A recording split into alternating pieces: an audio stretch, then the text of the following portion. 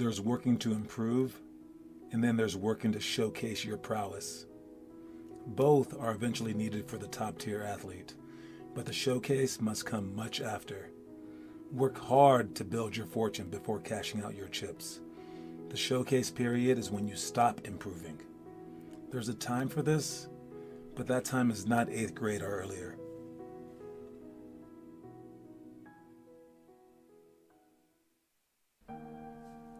Imagine the toughest game atmosphere.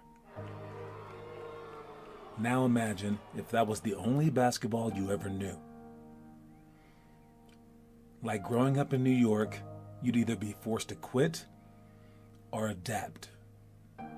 So be grateful for the times that are too hard to handle, and seek to have as many of those moments as you can find.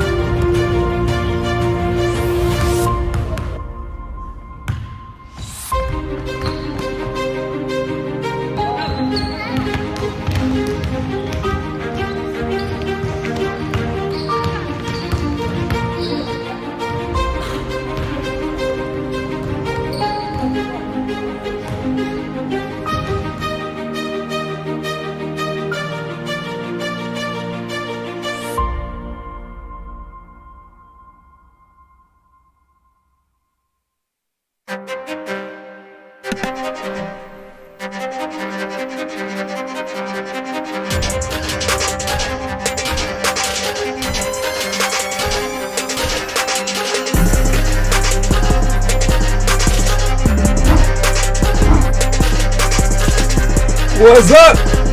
What up? What's up? Hey guys. We are here once again with Limitless Hoops, alright? This is the last weekend that we're traveling for a while, so it will be a weird weekend again. Hopefully we can figure out how to do like a live show. I can do a live show, I just have to make sure that we have good Wi-Fi. Alright, so the show might be live. And also the other reason that we didn't do a live show in Oakland was because we had stuff exactly at that time. All right, like we had, I don't know, like I think it was like our flight on Friday was exactly during the live stream hour, so we can't do the live stream from the sky. We could, but it would cost like $10, and I'm not sure how their Wi-Fi is. I'm just not sure. And then the other one was Saturday. We had a game exactly at that time, and then Sunday we had like checking in for our flight / like everything like that, like running around and doing all the last second things on the flight day. So it might be kind of tough, but if we have time, we might be able to do an actual live stream from the road, and that would be kind of cool because again, even when I start the league idea that I want to do, and we have like the media people doing this, they could easily just like stay home and like do it, right? But I want them on the road with us. I think that would be dope. All right, to have like an actual like video crew following us and stuff like that, and plus we'll have like extra coaches there to like film and things like that too. All right. Anyways, Kieran and Declan Loth, what's up? Connor Rush, I see you, man. What's going on? What's going on? What's going on? All right. Let's begin. We got our challenge of the day. And right after that, I'll talk to you guys about our challenge for this summer. All right, because I have a special idea for the challenge for this summer, and it was brought to you by Kieran's daddy. All right, he posed the question, then I started to think about it, and together we came up with something that might be a possibility, that might be really cool and free as well. All right, but firstly, we have the challenge of the day. We're going with our 7th grade challenge of the day for the month, all right, and that is keep up with month 7 of your 10-month Chastain challenge. Complete your 5 chosen items. Keep it going. All right, and your movie of the day, if you're a 7th grader, is Creed. All right, so at some point in time, watch the movie Creed. It's the first one in the what I suppose will be a trilogy for the Michael B. Jordan brand of movies in the Rocky series. All right, it follows the path of Apollo Creed's. I want to say like illegitimate son or something like that. But yeah, the first one was very, very good. The second one was amazing. But the first one was extremely good. This one is the first one. It's the 7th grade movie of the month. Again, that I talked about that movie earlier in the month, but yeah, it's awesome. It's awesome. It's awesome. But as for the challenge, keeping up with month 7 of your 10-month Chastain challenge. If you're a 7th grader, which we have a ton of 7th graders, we don't have a ton of good 7th graders though. All right, and I don't mean good based on like talent-wise.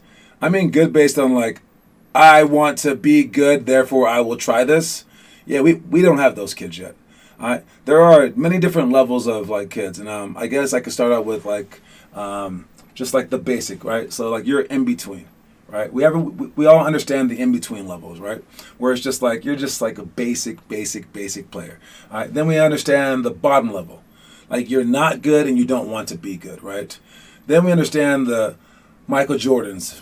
Those are so popular, right? Where it's like you're so skilled and you want to be so great, right? But then there's the in-between ones. There's the in-between levels where like maybe you're talented, but you don't want to work hard, all right? And then there's the you want to work hard, but you're not that talented, all right? Those are the in-between levels, and they both are basically above the basic level, all right?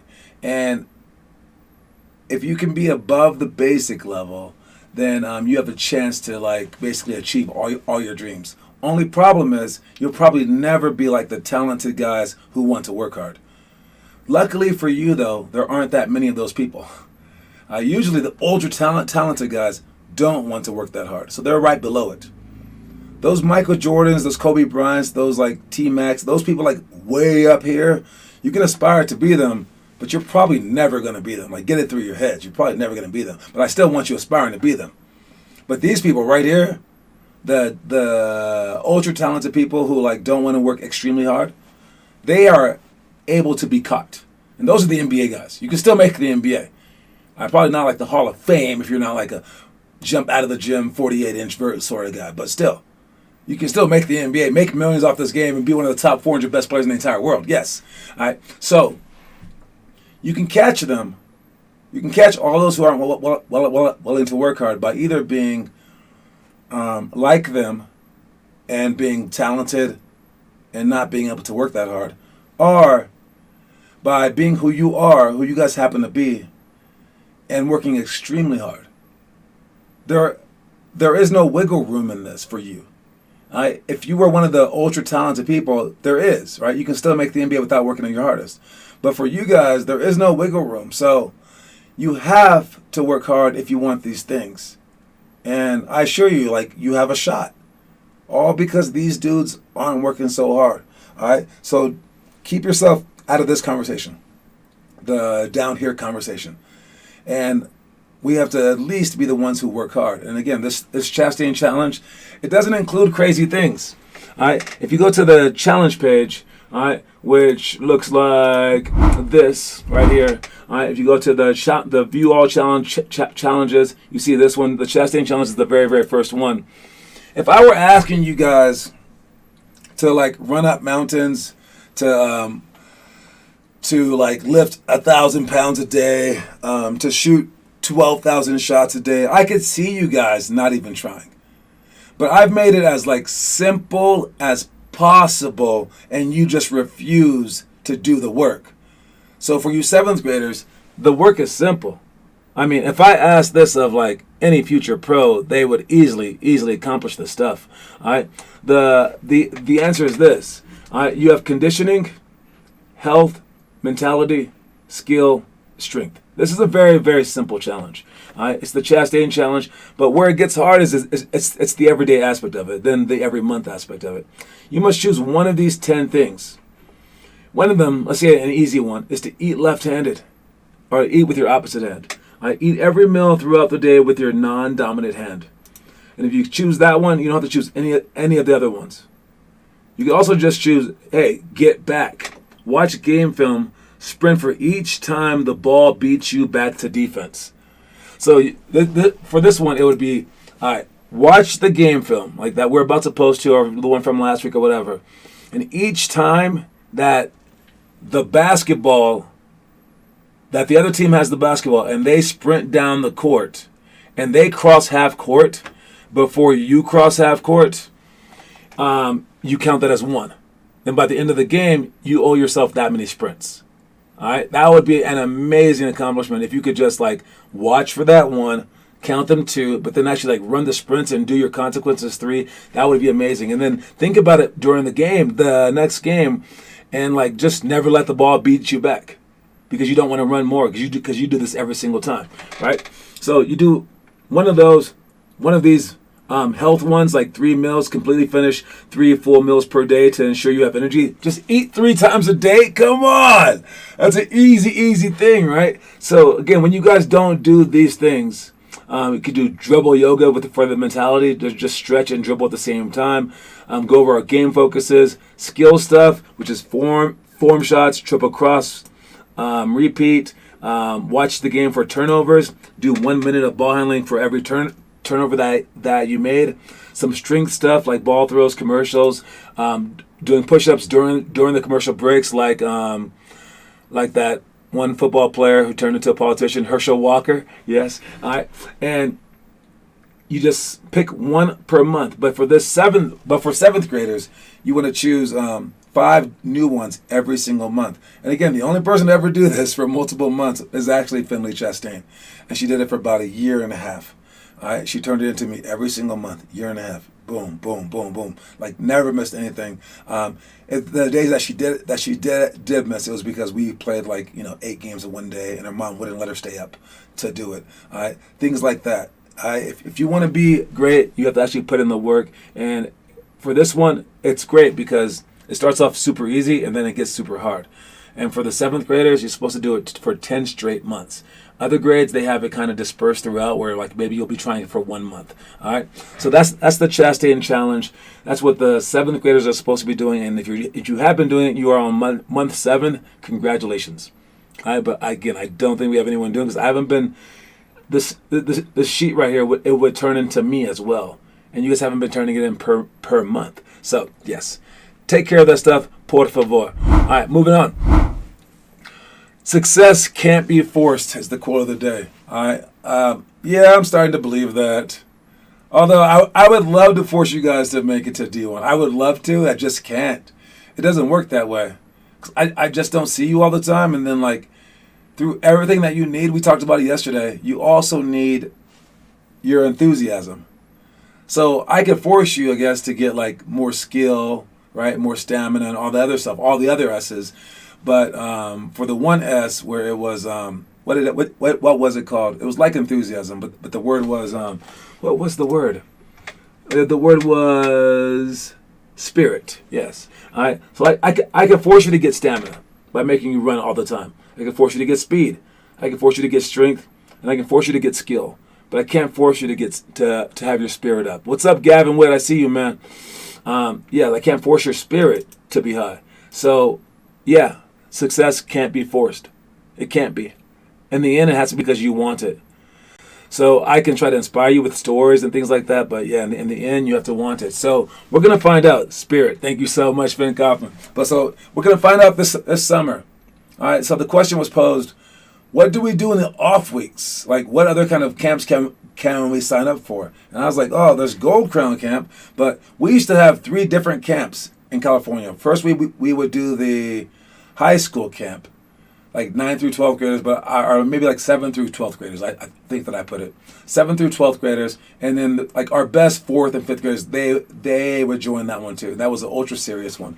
Then we had our 1st through like 6th graders camp, and our high schoolers helped out with that one.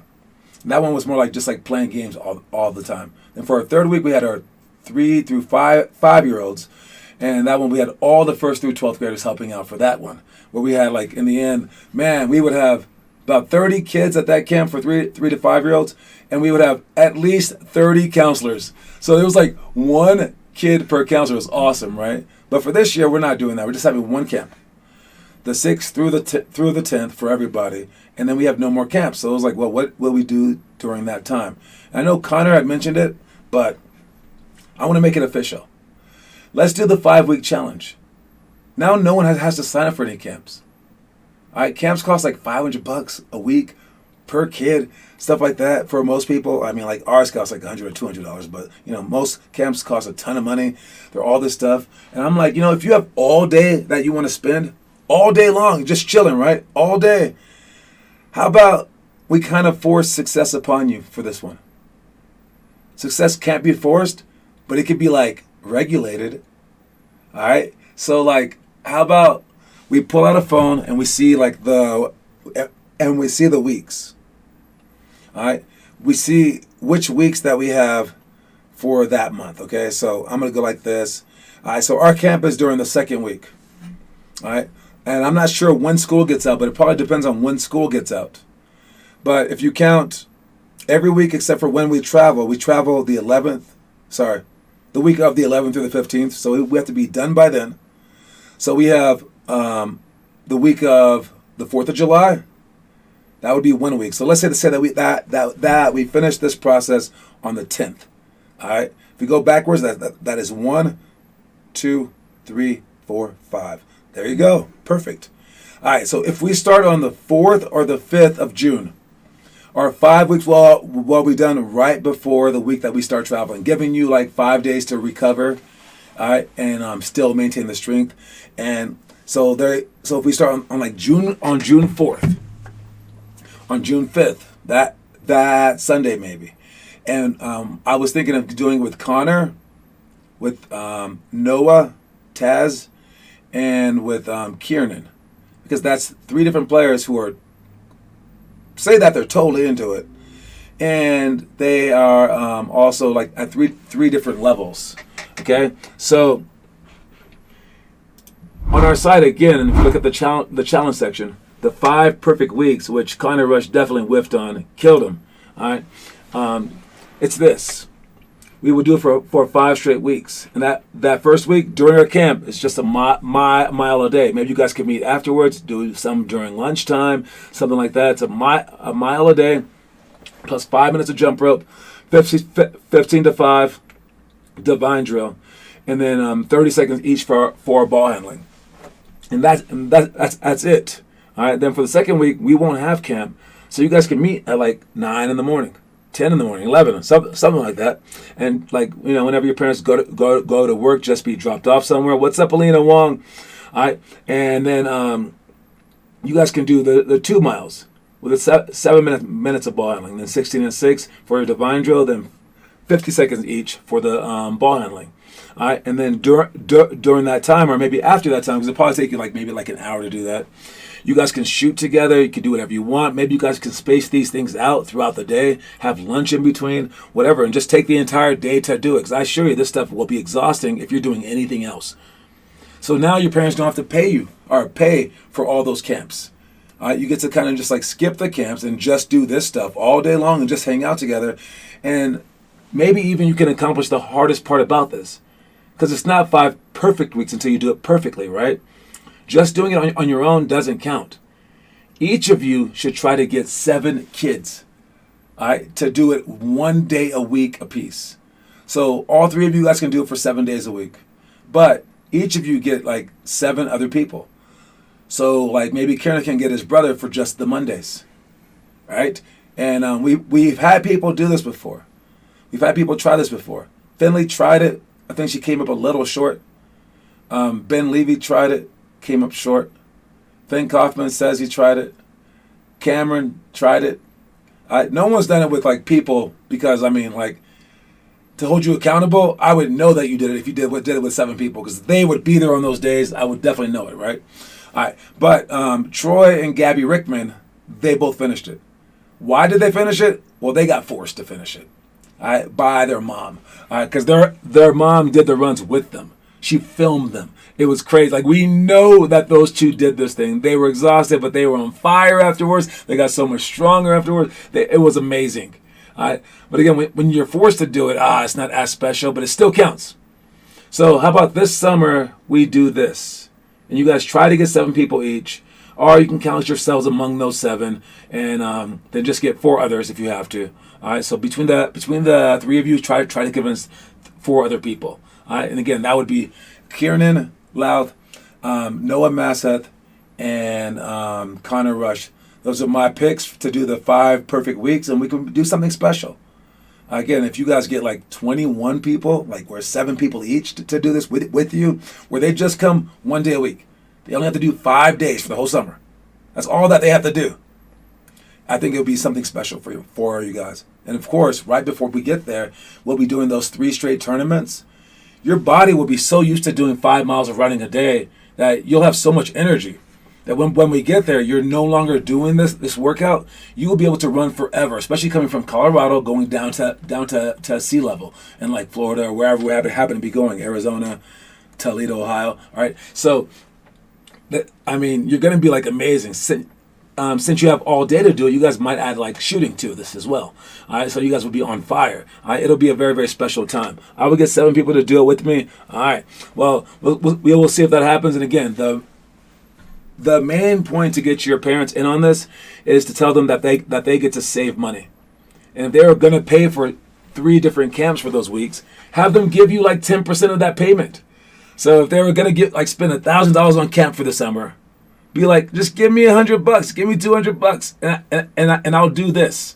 And there you go. Now you are a professional basketball player. Congratulations. All right, let's move on. We got our elementary stuff. And we have shell drill coming up here soon, all right, where we're doing that not tomorrow, but we would have done it on Friday if we had workout on Friday, but we do not have workouts on Friday this week. So it would have been shell drill, defensive free throw, box out, lots of cones, on count, quick dribbles, which we did yesterday somewhat, lane slides, and then post big seal to score. Stuff that we were supposed to do last week if we did it. We did do this last week.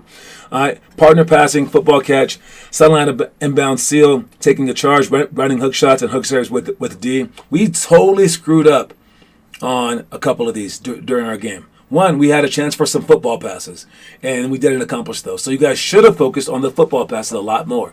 I thought that practice that we did this, the workout, you guys were going so slow. It was like boring to you. And all of a sudden, half of these things absolutely came up during the games, and we whiffed on them. All right, we weren't able to throw the ball long at all. All right, when we got pressed, we weren't able to take charges at all.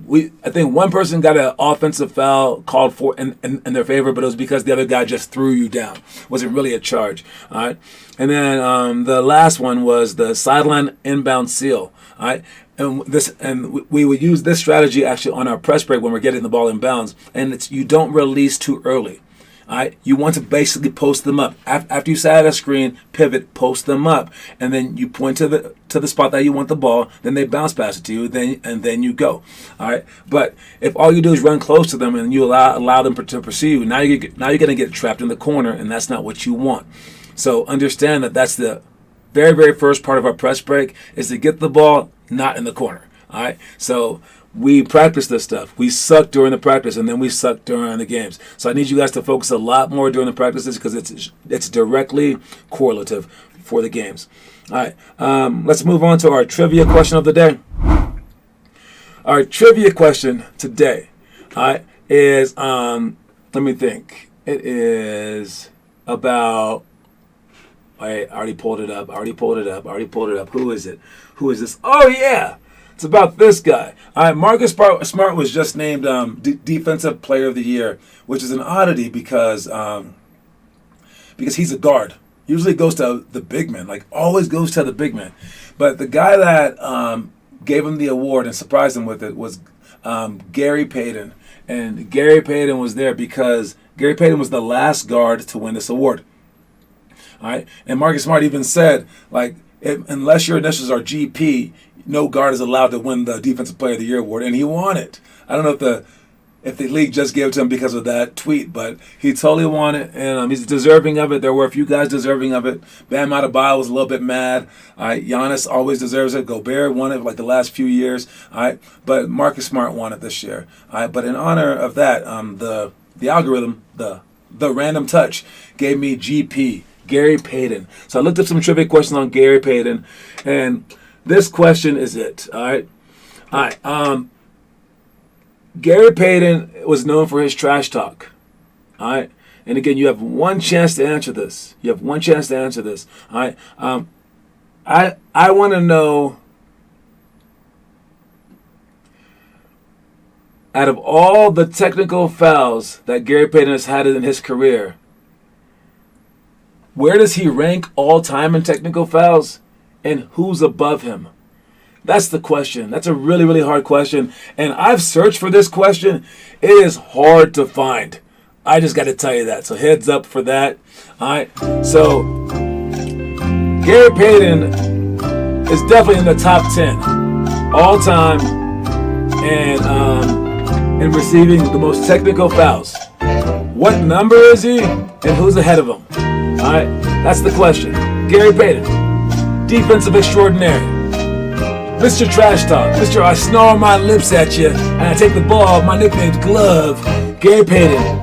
Where is he? He has 250 and Rasheed Wallace is ahead of him. Second, Rasheed Wallace. I need to know everyone that is ahead of him. He is the fourth most. So we need to know everyone who's ahead of him. What's the complete question?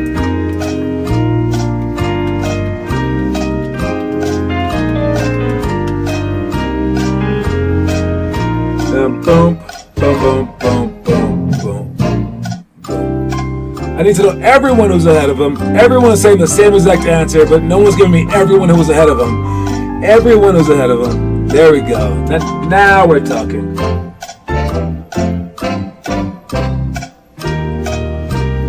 And that's the answer right there.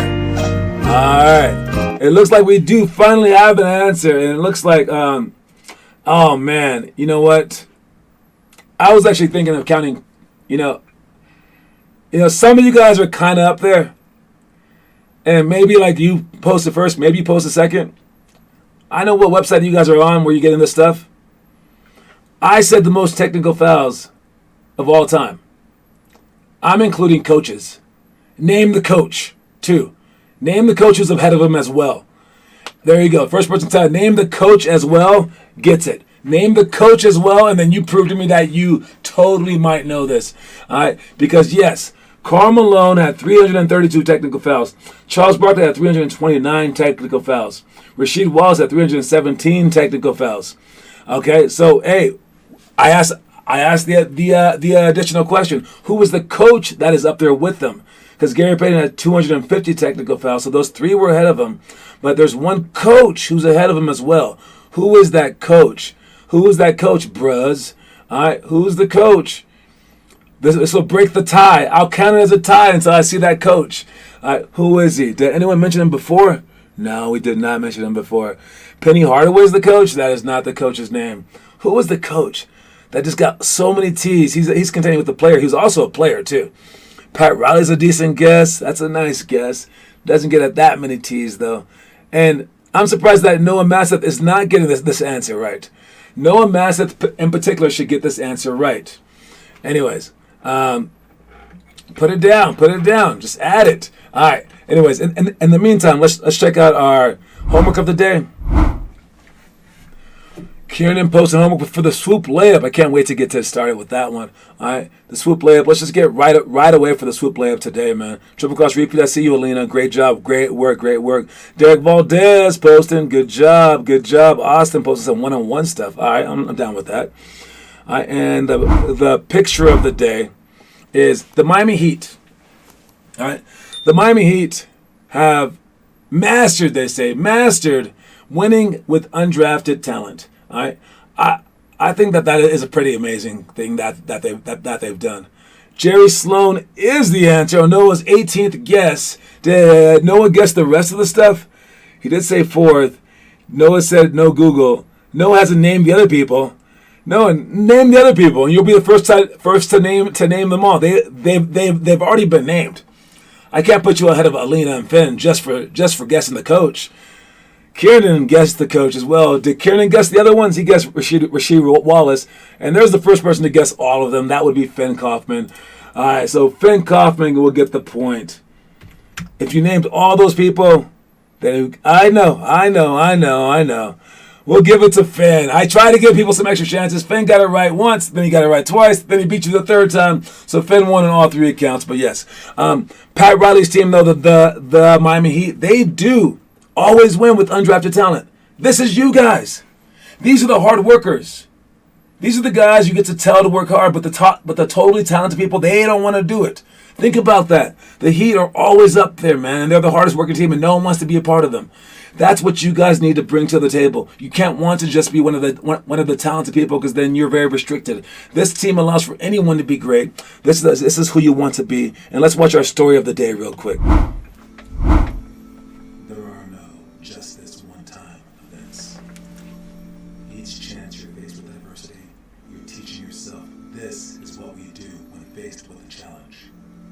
Hurdles only get bigger, so be willing to go through it now or to forever get further behind.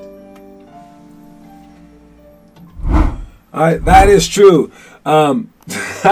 Alina's lying. I saw it. I saw Finn won. But yes, there are no just this one-time events. Everything that you do is going to last for your entire life. So you have to accomplish these things, okay? You're going to have a chance to overcome adversity now, and you're going to have a chance to overcome adversity then. How you handle it now will be possibly how you handle it then.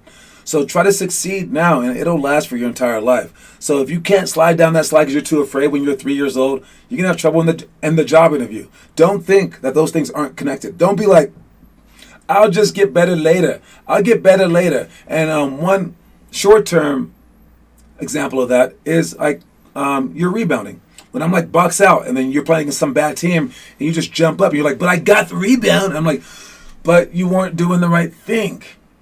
And you just don't get it. You won't get it until we get down to Houston, and then all those are tip dunks because you're not boxing out. And you're like, but he's just bigger than me. It's like, no, there's a way to do it. And if you did it, and then you're going to try to do it, and they're going to throw you down because they're strong. And you're like, can I just try it against a weaker person first because this is hard, coach? I'm like, I gave you a chance. But you didn't want to practice against weaker people because you were just rebounding against them. You weren't boxing out. So try to accomplish these goals in ways that will help you out in the future. All right? So please see life that way. And I will see you guys at practice. And the quote of the day is, success can't be forced. All right, you guys. Great job, everybody. Everyone that was runner-up and stuff like that, whatever. It's all good. Thank God with the win today. But all you guys can be winners if you keep working hard. And I'll see y'all soon. All right, you guys. Keep my music so I can get out of here. All right. Reese's Pieces, everybody.